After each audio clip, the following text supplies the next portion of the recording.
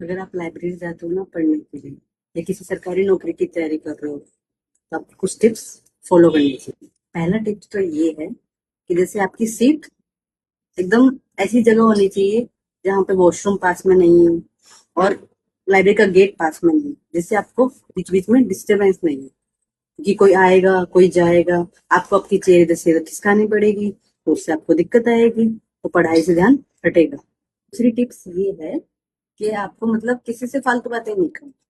फालतू बातें जैसे मतलब अगर कोई आपसे पेन पेंसिल मांग रहा है या फिर बात करने की कोशिश कर रहा है, खास करके लड़कियों के लिए, तो किसी से फालतू बात करनी नहीं है। कोई मांगे कुछ तो बोल दो भाई मेरा मेरे पास है, तो आप अपनी पढ़ाई करें मैं अपनी पढ़ाई।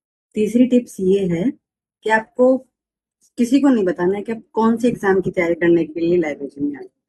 कुछ भी नहीं बताना, क्योंकि अगर कोई पूछेगा कि आप कौन से एग्जाम की तैयारी कर रहे हो, फिर आप बताओगे तो फिर उस चक्कर में बातें बढ़ती है और बातें बढ़ते बढ़ते फिर वही है कि पढ़ाई में डिस्टरबेंस होती है, फिर हमारा ध्यान इधर उधर जाता है। इसलिए आपको किसी से कुछ भी नहीं कहना है। चौथी टिप्स ये है कि मान लो दोपहर हो गई, ठीक है, लंच के लिए कॉल आ गया मम्मी का, ठीक है, तो हम लंच में खाना खाने घर जाते हैं, आसपास अपना घर होता है, तो आप लाइब्रेरी से बाहर जाओ इस तरीके से आधे घंटे के लिए घर पे खाना खाने, तो आप अपनी किताबें और बैग बैग जो भी लाते हो आप अपना अपना सारा सामान लेके जाओ। लाइब्रेरी में किताबें चोरी होने का सबसे ज्यादा डर रहता है, ठीक है।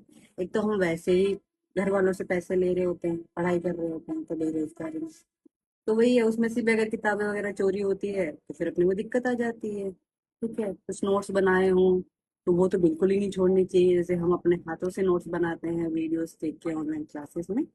पांचवी टिप्स ये है, खास करके लड़कियों की, कि हम जब पढ़ रहे होते हैं तो हमारे आसपास बहुत सारे लड़के बैठे होते हैं, ठीक है? वो आपसे बात करने की कोशिश भी करेंगे, लेकिन आपको कहीं पे भी अपना ध्यान भटकाना नहीं है, क्योंकि लाइब्रेरी में हम अपने पेरेंट्स के सपने पूरे करने जाते हैं, अपना खुद का सरकारी नौकरी का सपना पूरा करने जाते हैं। तो हमें प्यार व्यार में पढ़ना ही नहीं है, उसके लिए बहुत टाइम मिलेगा, पूरी जिंदगी मिलेगी प्यार व्यार में पढ़ने के लिए। तो हमें लाइब्रेरी में सिर्फ और सिर्फ अपनी पढ़ाई पे ध्यान रखना है,